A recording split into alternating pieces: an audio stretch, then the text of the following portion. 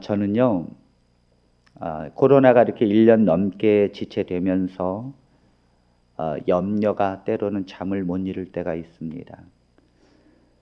제가 염려하는 것은 교회가 부흥되지 않을까봐 이런 염려를 하는 건 아니에요. 그건 하나님이 아시는 것이고, 또 제가 염려가 되는 것은 성도들이 재정적으로 궁핍한 것을 염려하는 것은 아닙니다. 오히려 재정이 가난할 때에 성도들은 더 행복했고, 재정이 가난할 때에 성도들은 더 헌신했고, 또 재정이 가난할 때 성도들은 더 하나님의 믿음을 굳게 붙잡았습니다. 그렇다면 제가 염려하는 것은 건강일까요? 성도들이 코로나 걸릴까 봐 그걸 염려할까요? 아니에요. 이 세상에서 여러분 건강을 잃어버린다는 것은 당연한 것입니다. 이렇게 정말 우리가 사는 이 오염되고 또 스트레스가 많은 세상에서 건강하게 산다는 자체가 좀 이상한 거죠.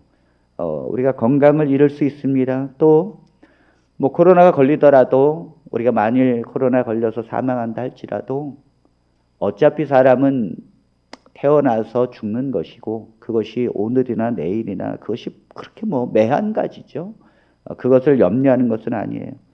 제가 정말 고민하고 염려하는 것은 이 코로나의 기간 동안에 이것이 언제 끝날지 모르지만 제가 고민하고 염려하고 기도하는 것은 바로 성도들의 믿음이 뒤로 물러가는 것입니다.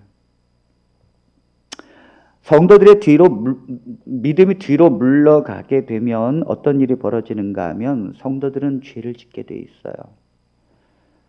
우리가 하나님 앞에 믿음으로 굳건하게 서면 죄에 대한 민감성이 있게 되지만, 하나님을 멀리하게 되고 우리가 예배가 멀리하게 되고 또 그 믿음이 떨어지게 되고, 그렇게 되면 이 죄에 대한 민감성이 떨어지게 되어 있습니다. 그렇게 되면 성도들은 죄를 쉽게 진다는 거죠. 이것이 제가 가장 두려워하는 거예요. 특별히 어떤 죄를 짓게 되는가 하면 그 죄의 민감성이 떨어지게 되면 나중에는 이제 고의적인 죄를 짓게 됩니다. 고의적인 죄. 그래서 제가 오늘 고의적인 죄를 회개하지 않는다면이라는 제목으로 말씀을 증거하고 있습니다. 여러분, 이 히브리서의 이 말씀은 오늘 이제 10장의 말씀을 다룰 것인데, 사실 이 히브리서의 그 히브리인들은 예수님을 믿으면서도 고의적인 죄를 짓고 있었어요. 이것은 비단 어제 오늘만의 일은 아닙니다. 이 고의적인 죄를 짓고 있는 것에 대해서 성경은 당연하게 여기진 않아요. 굉장한 회개와 이 고의적인 죄에 대해서 경고를 합니다. 자, 히브리서 10장 26절로 27절에 있는 말씀을 보겠습니다. 우리가 진리를 아는 지식을 받은 후 짐짓 죄를 범한즉 다시 속지 않은 제사가 없고 오직 무서운 마음으로 심판을 기다리는 것과 대적하는 자를 태울 맹렬한 불만 있으리라. 여러분, 저는 이 시간에 성경을 이렇게 포장하지 않습니다. 제가 목회를 이제 새로 시작을 했는데 20년 목회를 하고 제가 이제 2년째 지금 새로 시작을 하는데, 제가 남은 인생이 얼마나 목회를 할지는 모르겠습니다만 목회하는 동안 저는 한 가지 소원이 있어요. 그것은 절대 포장하지 않겠다는 거예요. 그 말씀을 그대로 성도들에게 전달을 하고 싶습니다. 왜냐하면 그것이 하나님의 뜻입니다. 자, 여기 히브리서 10장 26절 27절, 제가 이 말씀의 근본적인 뜻이 무엇인가를 알기 위해서 인터넷에서 수많은 설교들을 제가 참고했는데 놀랍게도요, 이 구절만큼 사람들이 빼요. 여기 다른 그 앞뒤 다른 데는 성경 그 설교한 게 너무 많은데 이건 설교하기를 꺼려하더라고요. 그런데 이건 굉장히 중요한 것입니다. 오늘 구절은 매우 중요한 거예요.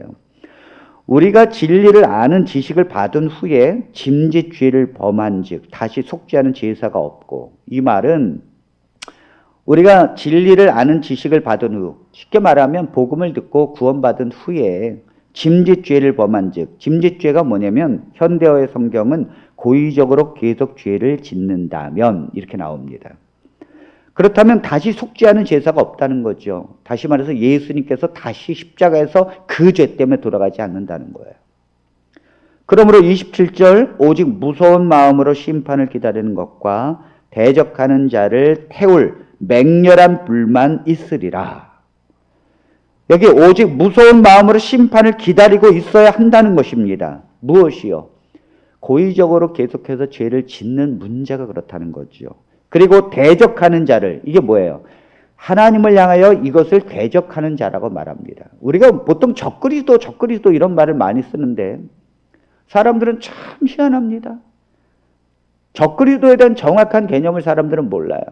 적그리스도는 뭐냐면 하나님을 대적하는 자입니다. 그리스도를 대적하는 자예요. 그런데 그리스도를 대적하는 자는 하나님을 믿지 않는 자를 말하는 것이 아니에요.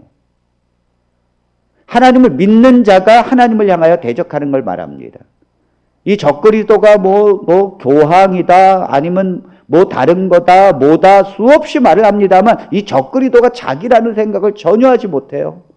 이게 너무 안타까운 거예요. 바로 자기 자신이 적그리스도가 될 수 있는데 이걸 남에게만 맞추고 있어요. 오늘날 수많은 예언을 보면 적그리스도에 대한 이야기가 많이 나오는데 그것이 나라고 하는 생각을 단 한 사람도 설교한 적이 없어요. 여기 하나님을 대적하는 것이 적그리스도인데 이게 누굽니까? 바로 고의적으로 죄를 짓고 있는 사람을 말하는 것입니다. 여러분, 우리 성도님들은 이 시간에 너무 무겁게 듣지 않아도 돼요. 제가 볼 때 여러분들은 거기에 해당되진 않아요. 혹시 제가 이렇게 설교를 하면 또 나를 해야 되겠다 하는 게 아닌가? 그렇지 않아요. 제가 히브리서에 있는 말씀이니까. 우리 저기 이제 큰 기독교인과 또 하나님을 신실하게 믿고 있고 또 행여나 또 이 죄에 거하는 어떤 사람들에게 하나님의 메시지를 전달하는 것이지 결코 우리 성도들을 향한 것은 아닙니다. 근데 왜 이러한 죄를 이제 히브리 교인들이 짓게 되어졌을까요? 자, 그 전절에 힌트를 주는데 그것이 25절입니다. 한번 읽어볼까요? 모이기를 패하는 어떤 사람들의 습관과 같이 하지 말고 오직 권하여 그날이 가까움을 볼수록 더욱 그리하자. 네, 어떤 사람들이 모이는 것을 패하자고 말하지요. 그리고 이 패한다고 해서 결국은 사람들이 모이는 것을 이제 점점 등한시하게 됐다는 것입니다. 성도가 모이는 것이 등한시되어지면 성도들은 따로따로 있게 되고 결국 예배가 등한시되고 영적 소셜 미팅이 이게 등한시되게 되면 성도들은 죄를 짓는다니까요. 특별히 성도들은 죄를 지으면서 고의적인 죄까지 간다니까요. 제가 이것이 가장 두려운 거예요. 코로나의 기간 동안 예배를 드리지 못하고 심지어 저는 너무너무 소그룹을 중요시 여기는데 이 소그룹으로 모이는 것도 못해요. 이런 가운데 계속해서 지체가 되는가는 지금 이 히브리서에도 고의적인 죄를 짓게 된다는 것이죠. 우리 성도들은 모여야 될 줄로 믿습니다. 우리 성도들은 예배를 빠뜨리면 안 됩니다. 피나는 싸움을 싸워야 합니다. 예배를 드리는 문제에 있어서. 누구든지 그럴 수 있다는 거예요. 누구든지 모이기를 정말 소홀히 하고 또 예배를 소홀히 하게 되고 내가 하나님과 조금씩 거리가 멀어지게 되면 고의적인 죄를 지을 수 있다는 것입니다. 자, 이런 고의적인 죄를 짓는 것은 성경에 부지 중에 짓는 죄나 또 내가 실수로 짓는 죄나 또 정말 그것이 죄인 줄 알지 못하는 이런 죄나 연약함으로 짓는 죄와는 전혀 차원이 다릅니다. 자, 민수기 35장 31절의 말씀을 보겠습니다.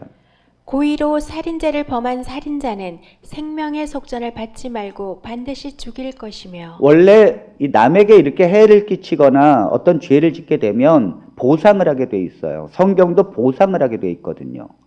그 제물을 드릴 때에도 5분의 1을 더해서 이렇게 제물을 드리는 그 보상 제도가 있습니다. 그런데 고의로 사람을 만일 죽였다면 생명의 속전을 받지 말고 반드시 죽이라는 거예요. 보상할 길이 없다는 거죠. 필리핀에 가면 청부 살인업자들이 그렇게 많다고 합니다. 근데 그 청부 살인업자들이 사람을 죽이고 버젓이 감옥에서 다시 나오는데 제가 20년 전에 있을 때는 한 500만 원이면 나온다 그래요. 지금쯤 뭐 그것도 물가가 올랐겠죠. 뭐 한 1000만 원 이렇게 올랐겠죠.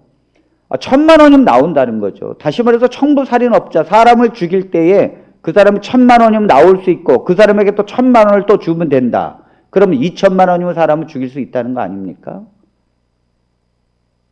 그러니까 이렇게 사람을 죽이고도 돈을 내면 풀려나는 거죠. 필리핀 같은 나라는. 그런데 여기 성경은 안 된다는 거예요. 사람을 고의로 죽인 사람은 절대적으로 생명의 속전, 어떤 보상과 돈으로 그것을 바꿀 수 없다는 거지요. 배상할 수 없다는 것입니다. 어떻게 합니까? 그 즉시 반드시 죽여야 된다는 것입니다. 성경은 고의로 하는 거에 대해서 굉장한 엄격함이 있다는 걸 우리는 알아야 합니다. 자, 출애굽기 21장 12절로 14절에 있는 말씀입니다. 사람을 쳐 죽인 자는 반드시 죽일 것이나 만일 사람이 고의적으로 한 것이 아니라 나 하나님이 사람을 그의 손이 넘긴 것이면 내가 그를 위하여 한 곳을 정하리니 그 사람이 그리로 도망할 것이며 사람이 그의 이웃을 고의로 죽였으면 너는 그를 내 제단에서라도 잡아내려 죽일지니라. 여러분, 이것은요, 요단강을 양옆으로 해서 6개의 이스라엘은 도피성을 가지고 있었습니다. 하나님께서 이 도피성을 준비하라고 했습니다. 이 도피성에는 제사장이 사는데 도피성이 왜 존재하는가 하면 만일 부지 중에 죄를 지었거나 아니면 정말 내가 순간적으로 사람을 죽였어요. 그러면 상대방이 죽인단 말이에요. 내 자녀를 죽였으니까 당연히 그 집안을 죽이고 원수를 갚겠죠. 그러니까 나는 실수로 죽였는데 상대는 그것을 용납할 리가 없지 않습니까? 그러니까 상대는 나를 그냥 죽이는 거예요. 이러니까 실수로 죽인 죄를 보호하기 위해서 도피성 제도를 마련했습니다. 그래서 도피성으로 도망을 갈 수 있었습니다. 그러면 이제 제사장이 보호를 합니다. 언제까지요? 재판이 정확하게 이루어질 때까지. 그래서 그 재판이 정확하게 이루어질 때까지 보호를 하는데 사실 이 고의로 만일 사람을 죽인 사람이라면 도피성에서도 받지 않아요. 도피성은 그 당시에 유일한 피난처거든요. 정말 살인한 죄를 가진 자가 피할 수 있는. 그런데도 고의로 사람을 죽인 거에 대해서는 어떠한 도피성도 받을 수 없다는 거죠. 그 즉시 뭐예요? 죽음에 그냥 내어놓았다는 거죠. 사실 이 도피성이라는 게 뭡니까? 이건 예수 그리스도를 상징하는 것입니다. 도피성이라는 건 그리스도를 말하는 거예요. 그래서 그리스도 안에 있는 자는 정죄함이 없다는 말은 예수 그리스도를 의지하고 믿는 사람에게는 정죄함이 없다는 것인데, 그럼 목사님, 그 예수 그리스도를 믿는 사람은 고의적으로 살인죄를 저지른 사람은 그리스도 안에 못 들어오는 것입니까? 그건 아니에요. 그걸 말하는 것은 아니에요. 이거는 뭐냐면 여러분, 도피성에 내가 분명히 고의적으로 사람을 죽였어요. 그런데 그 사람이 도피성으로 오는 게 왜 옵니까? 자, 내가 고의적으로 죄를 지었으면 도피성으로 가지 못하고 그건 죽어야 합니다. 그 본인도 알아요. 내가 고의적으로 사람을 죽였으면 자기는 죽어야 된다는 걸 아는데도 도피성으로 피하는 이유는 살려고 피하는 거예요. 도망가는 거죠. 다시 말해서 이 사람은 회개하지 않고 가는 거예요. 만일 이 사람이 내가 사람을 죽였어요. 고의로. 그런데 그가 어떻게 해야 돼요? 나는 사람을 고의로 죽였으니 나는 당연히 죽어야지. 나는 벌을 받아야지. 난 저 사람에 의해서 나는 죽임을 마땅해. 난 돌에 맞아 죽어도 마땅해. 해서 도피성을 안 가야 돼요. 그게 회개한 자입니다. 그런데 그가 도피성을 달려간다는 것은 회개하지 않고 자기의 죄를 가리우고 무조건 피할 길을 간다는 거죠. 이거는 예수 그리스도 안에서도 속죄가 되지 않아요. 우리가 예수님께서 이 세상의 모든 죄를 짊어지시고 십자가에 달려 돌아가셨지만 회개하지 아니하고 그 죄에 대해서 너무도 당당한 사람에 대해서는 그리스도의 속죄가 그 사람을 구원하지 못합니다. 고의적인 죄라는 것은 무서운 거예요. 무서운 거예요. 자, 민수기 15장 30절에 있는 말씀을 보겠습니다. 본토인이든지 타국인이든지 고의로 무엇을 범하면 누구나 여호와를 비방하는 자니 그의 백성 중에서 끊어질 것이라. 사실 이것은요, 이스라엘 백성이나 이스라엘 백성이 아닌 사람이나 다 똑같다는 거예요. 고의적으로 무엇을 범하면, 우리는 꼭 살인죄만 생각합니다. 그렇지 않아요. 고의적으로 무엇을 범하든지 누구나 여호와를 비방하는 자니, 이게 뭐예요? 적그리스도라니까요. 대적하는 것이라니까요. 그의 백성 중에서 끊어질 것이라. 왜냐면 고의적으로 짓는 죄는요, 이것은 자기의 자유의지를 가지고 죄를 짓겠다고 마음 먹고 그것이 죄인 줄 뻔히 알면서 자기가 일부러 그 죄의 길로 가는 것이기 때문에 그렇습니다. 이것은 정확하게 하나님을 대적하는 죄입니다. 자, 시편 19편 13절에 다윗의 기도를 한번 보겠습니다. 또 주의 종에게 고의를 죄를 짓지 말게 하사 그 죄가 나를 주장하지 못하게 하소서. 그리하면 내가 정직하여 큰 죄가에서 벗어나겠나이다. 네, 지금 다윗은 자기를 뭐예요? 고의로 죄를 짓지 말게 나를 인도해 달라는 거예요. 왜 그렇습니까? 고의로 죄를 짓게 되면 그 죄가 나를 주장하게 되니까.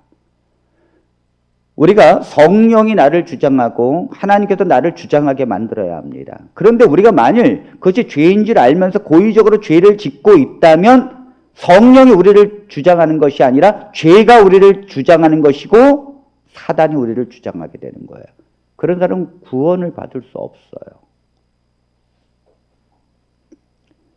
그렇다면 고의적인 죄가 구체적으로 뭘까요? 고의적인 죄가 구체적으로 뭘까요? 죄인 줄 알면서 자기의 의지로 죄를 짓는 거예요. 하나님을 슬프게 하는 것인 줄 알면서도 그 죄를 선택하는 것입니다. 자기의 의지로. 예를 제가 좀 들어보겠습니다. 제가 예를 꼭 안 들어도 이 죄가 어떤 죄인지를 여러분들은 다 아십니다. 살인죄. 내가 계획해서 우발적인 게 아니라 계획을 해서 사람을 죽인 거. 제가 어떤 그런 문제로 이렇게 변호사를 만나고 이렇게 또 판결을 이렇게 제가 이렇게 관심 있게 보면 우발적이냐 아니면 계획을 갖고 했느냐는 천지차이예요. 우발적인 것은 어떻게든지 변호사가 힘을 쓰려고 하지만 계획적인 것은 변호사 자체도 포기합니다. 그러니까 이 세상의 법, 제도와 하나님의 법이 다르지 않아요. 그 다음에 간음죄입니다. 간음죄는 내가 간음한 것이 죄라는 걸 알아요. 세상은 오히려 그걸 죄라고 여기지 않지만 하나님의 백성들은 다 압니다. 그러나 그것을 뭐예요? 계획을 가지고 해요. 분명한 고의적인 죄입니다. 또 우상 숭배하는 죄. 내가 하나님을 믿는 게 아니라 분명히 다른 것을 섬기고 있어요. 우상을 섬기고 있습니다. 그 우상을 섬기지 않아도 되는데 내 자기 의지로 그 우상을 섬기는 거예요. 또 사기죄. 사람을 분명히 속이고 그 사람을 사기쳐서 사는 거. 예를 들어서 여러분 뭐죠? 갑자기 생각이 안 나죠. 전화로 이렇게 사기 치는 거 있죠. 보이스피싱 같은 거. 그거 다 알잖아요. 본인이 그 죄인지 모릅니까? 다 알면서도 그 죄를 계속해서 짓는 거예요. 이 고의적인 죄는요, 아주 죄질이 나빠요. 어떤 경쟁 상대를 고의적으로 쓰러뜨리고 죽이려고 하는 죄. 우리가 상도에 보면, 요즘에 제가 상도를 다시 한번 보는데 배울 게 참 많습니다. 그 상도에 보면 송상대방이 그 만상을 어떻게든 쓰러뜨리려고 별 수작을 다 벌이고 막 하잖아요. 이 고의적으로 사람을 망가뜨리고 쓰러뜨리기 위해서 계속해서 공격하는 거. 고의적인 죄입니다. 또 교주가 자기는 분명히 그것이 진리가 아니라는 걸 알아요. 그런데도 이 교주가 수많은 사람들을 속이는 거예요. 그리고 수많은 사람들로 돈을 갈취하고 그리고 그 수많은 어떤 나쁜 짓을 하는 것입니다. 고의적인 죄예요. 상대방에게 치명적인 피해를 입혔다든지 또 그것을 통해서 자기의 이익을 남에게 피해를 주면서 계속해서 얻어가는 것. 그것이 죄인 줄 알면서도 고의적으로 내 의지를 가지고 그 길로 가는 것. 그것은 고의적인 죄입니다. 장발장이 배가 고파서 빵을 훔친 건 고의적인 죄가 아니에요. 여러분들은 구별할 수 있습니다. 고의적인 죄가 무엇이고 고의적인 죄가 무엇이지 어떤 게 아닌지를 우리는 구별할 수 있어요. 하나님의 백성이라면 다 구별합니다. 자, 그렇다면 여러분 교회를 다니는 사람도 이런 고의적인 죄를 저지를 수 있을까요? 하나님을 믿는 백성도 이런 고의적인 죄를 저지를 수 있을까요? 다시 한번요. 제가 구원받은 백성도 하나님의 자녀가 된 백성도 이러한 고의적인 죄를 저지를 수 있을까요? 답은 네, 있습니다. 있습니다. 있어요. 여러분 다윗이 어떤 사람입니까? 그 어릴 때부터 하나님 앞에 묵상하는 자였잖아요. 그 이미 어린 나이에 골리앗 장군 앞에서 난 만군의 여호와의 이름으로 나가는데 하면서 믿음으로 승리하고 싸운 골리앗을 쓰러뜨린 이 다윗은 하나님 앞에 처음부터 택함을 받은 자예요. 그런 그가 인생의 가장 최고점에 오를 때 사무엘하 11장에 보면 자세히 나오죠. 밧세바를 범합니다. 그리고 밧세바가 범하고 난 다음에 밧세바가 다윗에게 와서 나 임신했다 그러는 거예요. 그러니까 이 큰일 났어요. 왜요? 남편은 저 전쟁터에 나가 있다는 걸 다 알거든요. 그러니까 이게 누구의 이 아이냐 이게 남편이 오면 큰일 나잖아요. 그러니까 우리아를 부릅니다. 그리고는 우리아에게 휴가를 주고 집에 가서 자라 그래요. 왜죠? 그 임신한 것이 자기의 씨가 아니라 그 남편이 와서 휴가 때에 자고 아이를 낳은 것처럼 그렇게 바꾸려고. 옛날에 뭐 유전자 검사를 하겠습니까? 뭘 하겠습니까? 지금 다윗은 굉장히 죄질이 나빠요. 여기까지도 나쁜데 이 우리아가 얼마나 좋은 사람인가 하면 왕이요. 우리의 형제, 우리의 신하들은, 우리의 동료들은 지금 전쟁터에서 근무하고 있고 지금 생사를 오가고 있는데 내가 집에서 부인과 함께 잘 수 없습니다 하면서 그 성문 옆에 병사들과 함께 잠을 잡니다. 그러니까 안 되겠다 싶어가지고 다윗이 어떻게 합니까? 요압 장군에게 편지를 보냅니다. 전쟁터에 있는 우리아를 맹렬한 싸움의 최전방에 놓아라. 그리고 너희들은 후퇴해서 정확하게 말합니다. 우리아를 죽게 하라. 이건 명령이기 때문에 요압 장군은 그대로 그걸 실천에 옮깁니다. 이것이 묻혀질 뻔했죠. 정말 묻혀질 뻔했습니다. 여러분 다윗이 하나님의 정말 마음에 합한 자도 이런 고의적인 죄를 저지를 수 있다는 거죠. 이것은요 대표적인 고의적인 죄예요. 이보다 더 고의적인 죄가 또 있을까요? 다윗은 최고의 고의적인 죄를 분명히 저지른 사람입니다. 하나님의 백성들이 이런 고의적인 죄를 저지를 수 있다는 것이 성경입니다, 여러분. 오늘 히브리서 10장에 있는 말씀도 하나님의 구원받은 자녀가 그런 고의적인 죄를 지금 짓고 있다는 것입니다. 자, 지금 아까 여러분 고의적인 죄, 계속해서 여러분들의 죄를 짓고 있습니다. 그렇게 되면 맹렬한 심판이 기다리고 있을 것입니다. 이렇게 말하면서 그들을 향하여, 그들은 전에 어떤 사람이었는가 하면 이런 사람들이었어요. 히브리서 10장 32절로 35절. 자, 이들의 신분이 이렇다는 것입니다. 전날에 너희가 빛을 받은 후에 고난의 큰 싸움을 견뎌낸 것을 생각하라. 자, 지금 고의적으로 짓는 죄를 범하는 그들이요, 전날에, 예전에는 너희가 빛을 받은 후에, 이게 구원받은 후, 하나님의 복음을 받고 구원받은 후에 고난의 큰 싸움을 견뎌낸 적도 있었습니다. 또 혹은 비방과 환란으로서 사람에게 구경거리가 되고 네, 비방과 환란을 받고 사람들에게 구경거리가 된 적도 있었습니다. 복음을 위하여 비방을 받고 복음을 위하여 환란을 견딘 사람들이에요. 혹은 이런 형편에 있는 자들과 사귀는 자가 되었으니 또 그렇게 정말 핍박받고 고난을 당하는 자들과 함께 영적인 교제를 나누고 그들과 한 성도가 된 적이 있었습니다. 너희가 갇힌 자를 동정하고 그 순교하고 복음을 위하여 갇힌 자를 동정했습니다. 너희 소유를 빼앗기는 것도 기쁘게 당한 것을 더 낫고 심지어는요, 복음을 믿는다고 핍박하고 우리의 재산을 다 빼앗아 가도 하늘에 영원한 상급이 있다는 것을 알고는 오히려 기쁘게 생각했습니다.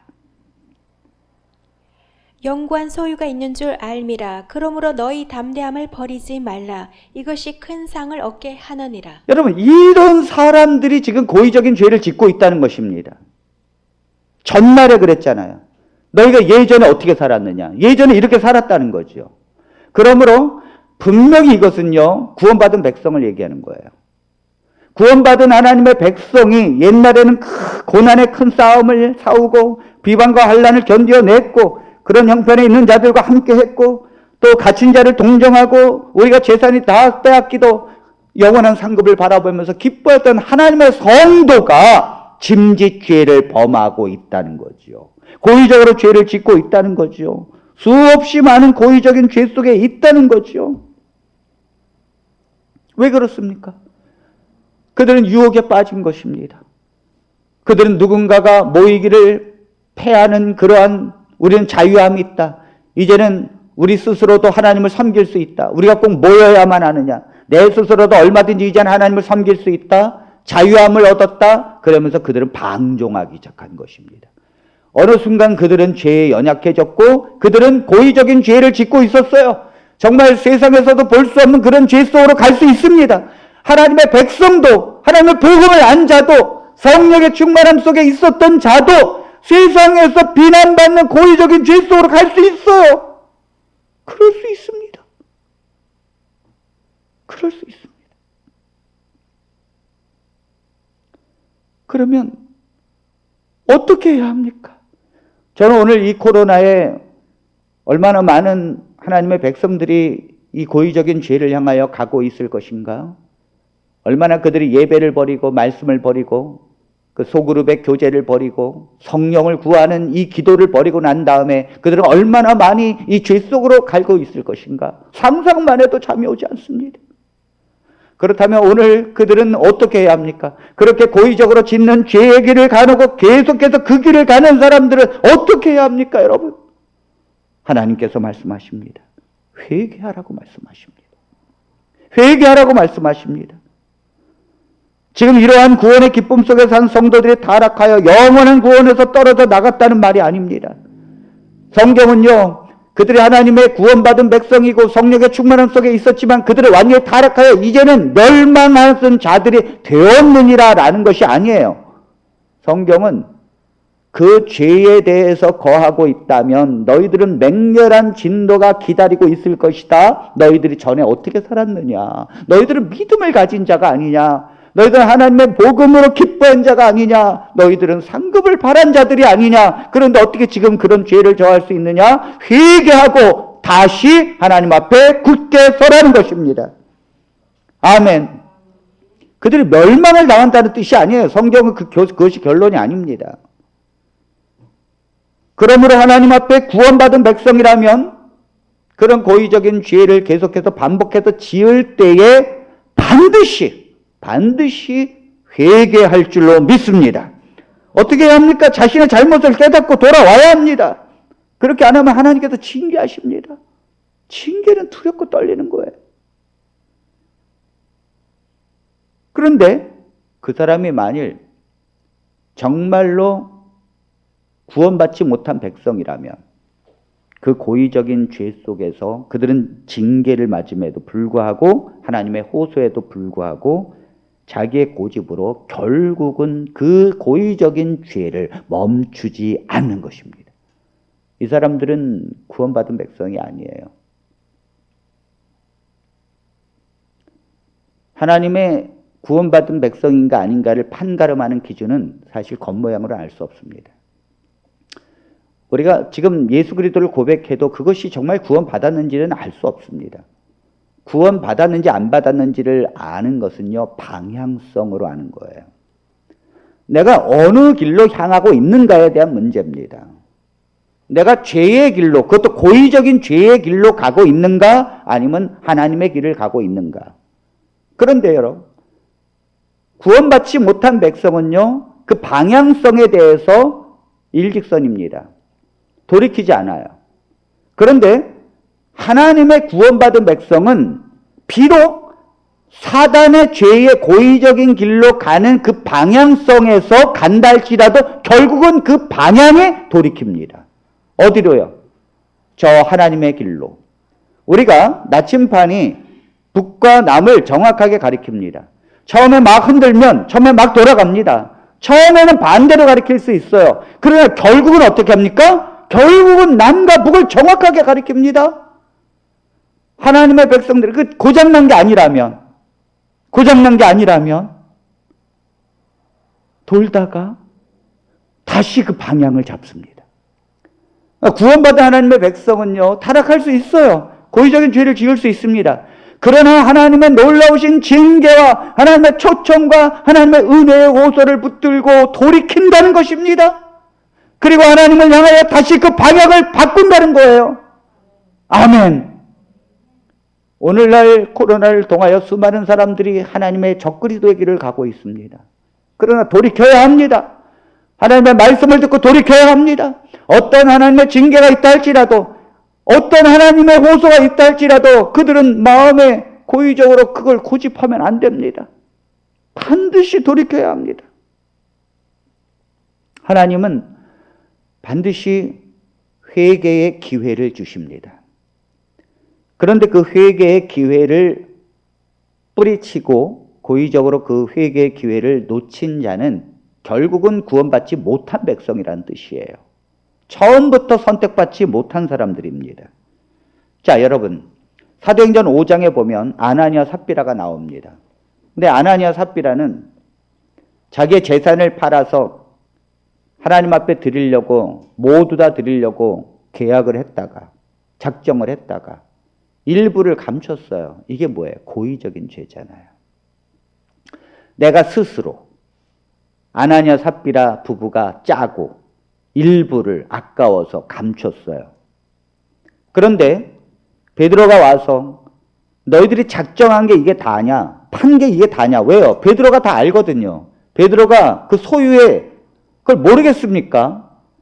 여러분, 우리가 누구 땅을 100평을 어디 걸 팔았다면 대충 얼마인지 모르겠어요? 다 알지요. 땅값도 다 알고. 그런데 턱없이 부족한 거예요. 그러니까 이게 다냐? 그랬더니 사실 그것은 베드로가 묻는 게 아니라 성령이 묻는 거예요.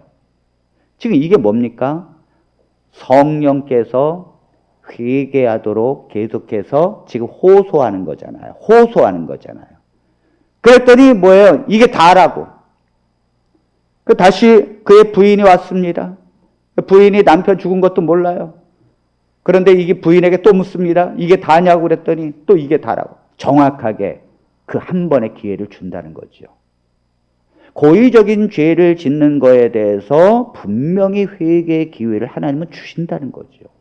하나님의 진정한 백성이라면 돌이켜야 합니다. 돌이켜야 합니다.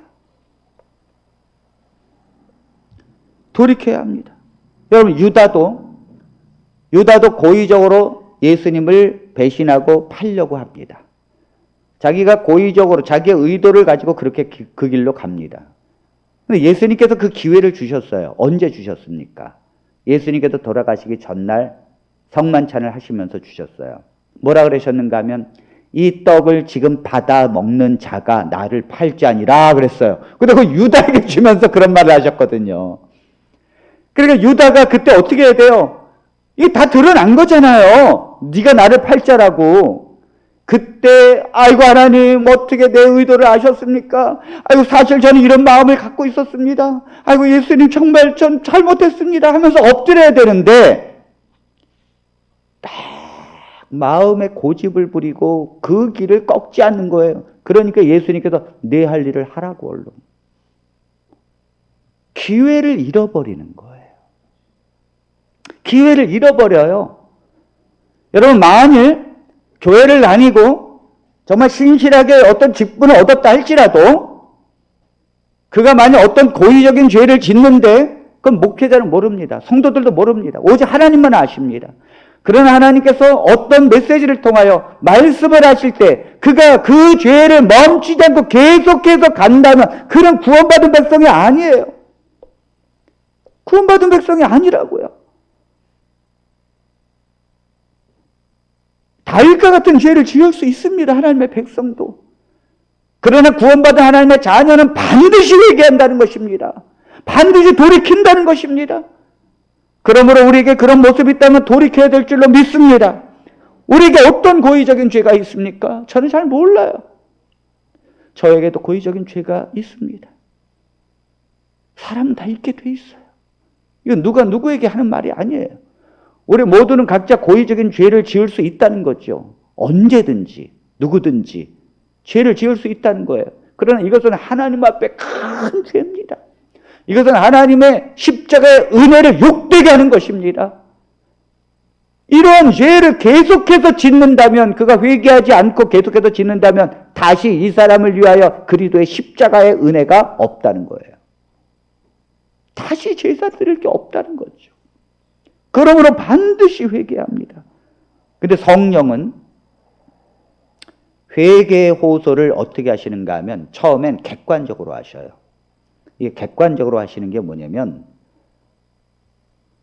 직접적으로 내게 말씀하지 않고 두루뭉실하게 말씀하십니다. 예를 들어서 목사님이 설교를 하신다든지 또 어떤 그 매스컴에서 또 이렇게 얘기를 한다든지 아니면 또 어떤 이야기를 그냥 듣는다든지. 근데 그건 간접적으로 성령이 제게 말씀하시는 거예요.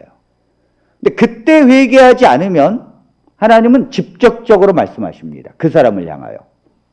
자, 우리 여호수아 7장 17절로 18절에 있는 말씀을 보겠습니다. 이 말씀은 여리고성에서 이스라엘 백성들이 승리하고 난 다음에 아간이 거기에서 신할산 외투하고 금, 은 몇 가지를 훔쳐서 자기의 장막에 묻은 죄를 지금 말하고 있는데, 그래서 아이성에서 패배했지 않습니까? 그래서 결국은 제비를 뽑습니다. 유다 족속을 가까이 나오게 하였더니 세라 족속이 뽑혔고, 세라 족속의 각 남자를 가까이 나오게 하였더니 삽디가 뽑혔고, 삽디의 가족 각 남자를 가까이 나오게 하였더니 유다 지파 세라의 증손이요 삽디의 손자요 갈미의 아들인 아간이 뽑혔더라. 네, 여러분 여리고성에서 승리하고 난 다음에 아간에서 대패를 하자 여호수아가 하나님 앞에 원망합니다. 어찌 하나님 이럴 수 있습니까? 그랬더니 너희에게 죄가 있다. 그 바친 물건을 도둑질한 자가 있다. 여리고성은 첫 관문이에요. 첫 관문이라는 것은요, 이 가나안을 들어가는 첫 입성에서 하나님의 능력으로 여리고성이 무너졌습니다. 그러므로 이 여리고성의 모든 포획물은 하나님께 바친 거라는 것, 첫 번째라는 거죠. 여러분, 우리가 11조를 드리는 이유도 그런 거예요. 10분의 1이라는 것은 그냥 10분의 1이 아니에요. 하나님께 바친 거예요. 그러니까 하나님께 드려진 것은 절대적으로 도둑질하면 안 됩니다.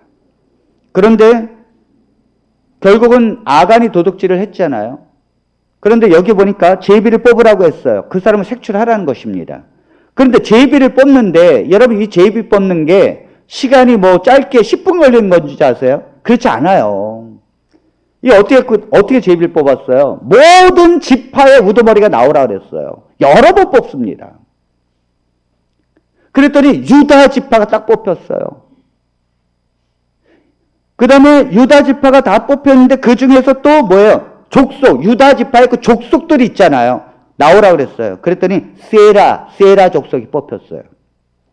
거기서 세라 족속에서 또 남자들 다 나오라 그랬습니다. 그랬더니 삽디가 뽑히고, 그 삽디의 그 집안의 가족 남자들 다 나오게 했어요. 근데 저는 여기서 불만인 게 왜 또 남자만 또 해? 남자만 뽑아? 어떻든 간에 그렇게 했더니 갈미가 뽑혔습니다. 그 다음엔 아간이 뽑혔더라. 자, 지금 그랬더니 이 아간이 그때 가서야 막 자기가 잘못했다 그럽니다. 근데 하나님께서 뭐 죽이라 그랬어요. 지금 이건 뭘 얘기하는가? 만약 유다가 뽑히고, 만약에 세례가 뽑히고, 삽디가 뽑혀오면 이게 좁혀지는 거잖아요. 지금 네 개로 지금 좁혀지고 있잖아요. 자, 성령은 처음에는 객관적으로 말씀하신다니까요. 성령은 몰라요. 저는 그냥 주의 종이 그냥 설교를 합니다. 그건 누구를 겨냥한 것도 아니에요. 그냥 하는 거예요. 그냥 어떤 정도에게 이것이 하나님 내게 그 고의적인 죄를 멈추게 하라고 말씀하시는군요. 이렇게 한다니까요. 그러다가 그가 그런 회개를 하지 않고 계속해서 고의적인 죄를 짓게 되면 어느 날 주의 종이라든지 아니면 그것이 어떻게 드러나게 됩니다. 그래서 그걸 정확하게 묻게 돼 있어요. 그땐 뭐예요? 치명적인 거예요. 물론 그때도 회개하면 됩니다. 그러나 저는 많은 경우를 봤어요. 어떤 경우냐면 죄를 회개하라고 했고 결국은 그 좁혀 들어갔을 때 회개하지 아니하고 오히려 목회자를 비방하고 목회자를 대항하고 오히려 그 목회자에게 네가 무슨 이 죄를 정지할 자격이 있느냐 하면서 오히려 저를 대항하는 사람들을 봤어요. 구원이 없습니다, 여러분. 구원이 없어요. 좁혀 들어갈 때 뭐예요? 엉엉 울면서 회개해야 돼요. 회개해야 합니다. 만일 아간이 유다와 세라와 삽디가 뽑히는 그 순간에 하나님 사실 제가 했습니다 하면 제가 볼 때 용서를 받았을 것입니다. 왜요? 그 사람이 아직 지목이 되지 않은 상태에서 자백을 하고 있잖아요. 그런데 아간이 뽑힐 때까지 그는 침묵했다는 거죠. 숨겼다는 거죠. 자기의 죄에 대해서. 이걸 성경은 명확하게 구별한다는 거죠. 그러므로 오늘 우리가 이 말씀을 보면서 우리가 고의적인 죄, 내가 그것이 죄인 줄 알면서 계속해서 짓는 죄를 너무도 쉽게 생각해서는 안 됩니다. 하나님은 그 모든 죄를 멈추기를 바라십니다. 그래서 성령께서는 계속해서 그 죄에 대한 회개를 계속해서 우리에게 속삭이십니다. 예수님께서 말씀하셨습니다. 나를 거부하고 믿지 않는 자는 용서를 받을 수 있지만은 성령을 거역한 죄는 용서받을 수 없다. 왜 그렇습니까? 성령이 계속해서 그 사람을 회개로 그리고 하나님께로 인도하려고 하지만 그걸 거부하고 죄의 길로 자기 스스로 가는 사람은 결국은 구원받을 수 없다는 거예요. 하나님께서 절대 구원 못 준다는 것입니다. 그러므로 회개하지 않는다. 내가 고의적으로 죄를 짓는데 결국은 회개하지 않고 죽는다. 구원이 없습니다. 정확하게 없습니다. 그는 처음부터 예수 그리스도를 믿은 자가 아닙니다. 그는 믿는 척 한 거예요. 그는 종교생활을 한 거예요. 우리는 알 수 없어요. 우리는 누가 구원을 받고 누가 구원을 못 받고 어떤 장로, 집사, 권사라 할지라도 알 수 없어요. 심지어 목회자라도 알 수 없습니다. 그러나 분명한 건 그가 구원받은 백성이라면 그가 고의적인 죄를 짓는다 할지라도 반드시 눈물로 회개하고 돌이킵니다. 하나님 앞에 두 손 들면서 울고 돌이킵니다. 그 죄가 얼마나 하나님 앞에 슬프겠는지를 알고 깨닫습니다. 반드시 방향성이 있다는 거죠. 그러나 구원받지 못한 백성은 끝까지 그 죄를 고집하고 죽을 때까지 그 죄를 고집하다가 죽습니다. 죄 가운데서 죽게 돼요. 그러므로 우리가 구원받은 백성인지 아닌지를 어떻게 합니까? 네, 물론 하나님만이 아십니다. 그가 고의적인 죄에 대해서 끝까지 부인하고 회개를 거부하게 되면 하나님은 그를 구원받은 백성이 아니라 말씀하십니다. 그러나 그가 어떠한 죄를 졌다 할지라도 그 죄를 하나님 앞에 고백하고 그 죄를 회개하며 그 길로 가지 않기를 결심하고 성령을 구하면서 그 죄를 미워하고 하나님 앞에 울부짖을 때 하나님께서는 그 백성을 구원받은 하나님의 자녀로 여기는 것입니다. 그러므로 히브리서 10장 38절로 39절에는 이러한 자들을 향하여 이렇게 마지막으로 권면하십니다. 나의 의인은 믿음으로 말미암아 살리라. 또한 뒤로 물러가며 내 마음이 그를 기뻐하지 아니하리라 하셨느니라.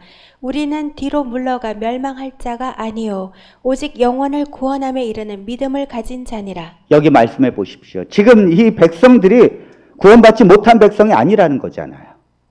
지금 고의적으로는 죄를 짓고 있지만 나의 의인은 믿음으로 말미암아 살리라. 또한 뒤로 물러가면 내 마음이 그를 기뻐하지 아니하리라 하셨느니라. 하나님께서 뒤로 물러가 고의적인 죄를 짓는 삶을 기뻐하지 않는다는 거죠. 우리는 이게 뭡니까? 지금 이 글을 쓰는 사람과 이 글을 받는 사람들이 다 동일하게 우리라고 말합니다. 우리는 같은 뭐예요? 성도라는 거죠.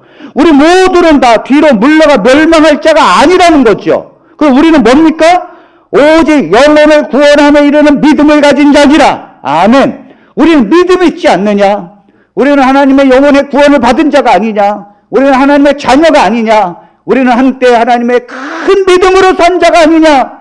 지금 우리가 믿음을 버린 것이 아니니라. 믿음을 갖고 있는데도 왜 자꾸 고의적인 죄에 거하느냐? 그러므로 뒤로 물러가 멸망할 자가 아니요 우리는 하나님 앞에 믿음을 가진 자라는 것을 잊지 말라는 거죠. 승리하라는 거죠. 하나님 앞에 이겨내라는 거죠. 뒤로 물러가 우리가 하나님의 슬픔이 되는 존재가 아니라는 것입니다. 오늘 히브리서의 이 말씀은 하나님께서 우리에게 말씀하십니다. 우리는 하나님 앞에 상급을 기다리고 있고 상급을 받게 되는 사람이라고 말합니다. 여기 히브리서 10장 35절에도 말하잖아요. 그러므로 너희 담대함을 버리지 말라. 이게 무슨 말이에요? 너희가 고의적인 죄를 지금 짓고 있다고 구원을 잃어버린 백성이라고 생각하지 말라는 거죠. 즉 고의적인 죄를 짓고 있다고 너희의 담대함을 버리지 말라는 거죠. 대부분 고의적인 죄를 짓게 되면 하나님 나는 구원받은 백성이 아닙니까? 하나님 나는 버림받은 자입니까? 우리 성도들이 죄를 걷게 되면 그런 생각을 하게 돼 있어요. 고의적인 죄를 짓게 되면 하나님 내가 선택받은 백성이 아니라는 생각, 또 나는 구원받은 백성이 아니라는 생각, 난 죄를 이렇게 고의적으로 짓는 내 자신의 그 추한 모습을 어떻게 할 수 없는 이 추한 모습을 보면서 나는 하나님 앞에 구원받지 못한 백성이 아닌가라고 생각할 수 있습니다. 아닙니다. 성경은 그걸 말하는 게 아니에요. 하나님의 백성도 그런 죄를 저지를 수 있다는 거예요. 그러면서 35절에 말합니다. 그러므로 너의 담대함을 버리지 말라. 이것이 큰 상을 얻게 하느니라. 이것이 뭐예요? 너희가 전에 환난을 경험하고 큰 믿음으로 살았고 또 그러한 자를 동정했고 또 그러한 소유가 빼앗기는 것을 오히려 더 영광 소유가 있는 줄 알면서 기뻐했고 이러한 모든 것에 대해서 너희가 상이 있다는 것을 알아야 되느니라. 그러잖아요. 그러므로 성경에서는 담대함을 버리지 말라는 거죠. 제일 좋은 건 고의적인 죄를 가지 않는 것이 제일 좋습니다. 그러나 하나님을 믿는 신실한 백성들은 저는 알아요. 우리 다산 비전교회 성도들이 정말 진실하게 그 길을 가려고 하는 성도들입니다. 사실 오늘 이 말씀은 여러분들에게 해당되지 않아요. 그러나 때로는 하나님을 믿으면서도 그 사단에 매여서 고의적인 죄를 짓는 사람들이 있습니다. 그러나 저는 오늘 유튜브를 통하여 오늘 호소합니다. 하나님은 여러분들을 버리신 게 아니에요. 여러분들이 하나님 앞에 징계받을 수 있고 하나님의 경고를 받을 수 있습니다. 하나님께서 여러분들을 징계하신다는 것은 하나님의 자녀라는 뜻입니다. 여러분들 생각해 보십시오. 만일 내 아들이 친구와 함께 도둑질을 맨날 밤마다 해도 경찰서에 맨날 끌려가고 맨날 부모가 와서 데려온다고 생각해 보십시오. 하루는 아버지가 말합니다. 이 지게작대기로 내가 다리몽대기로 부러뜨리겠다. 네가 맨날 이 다리가 성해가지고 도둑질을 내니 난 담을 터넘으니 내가 다리몽대기로 부러뜨리겠다. 막 겁을 줍니다. 막 때립니다. 왜요? 내 자식이니까. 근데 내 자식을 때리지 그 내 자식 친구를 때립니까 여러분? 내 자식 친구를 내가 다리 몽둥이 부러뜨려야겠다 생각합니까? 아니에요. 관심도 없다고요. 내 자녀가 아니잖아요. 그러므로 내 자녀이기 때문에 징계를 내리는 거예요. 여러분들 죄의 길로 가고 고의적인 죄를 질 때 하나님 왜 치는가? 그 내 자녀이기 때문에 그래요. 내 자녀이기 때문에. 그래서 그걸 회개하고 다시 방향을 틀어서 하나님의 길로 가는 것입니다. 하나님은 말씀하십니다. 지금 고의적인 죄를 너희가 짓고 있느냐? 하나님은 기뻐하지 않는다. 너희가 만약 그걸 고집한다면 맹렬한 불이 기다릴 것이지만 너희가 어떤 존재이냐? 너희는 믿음 있는 사람들이고 너희는 하나님의 백성이고 너희는 한때 그 재물보다 하나님의 상급을 기다리던 자들이 아니냐. 그러므로 담대하라. 너희의 이 모든 일에 상급이 있느니라. 아멘. 그러므로 구원은 그 모든 죄보다 더 큰 거예요. 구원은 하나님께서 그 모든 죄 하나하나를 십자가에서 못 박혀 돌아가셨기 때문에 여러분들이 죄와 싸워 이길 자지 무너뜨릴 자가 아닙니다. 하나님 앞에 담대함으로 나가시고 믿음으로 주님 앞에 굳게 서시고 언제나 예배와 그리고 성령을 구하는 그 기도가 여러분들의 삶에 끊임없이 전진하시기를 간절히 바라면서 말씀을 마칩니다.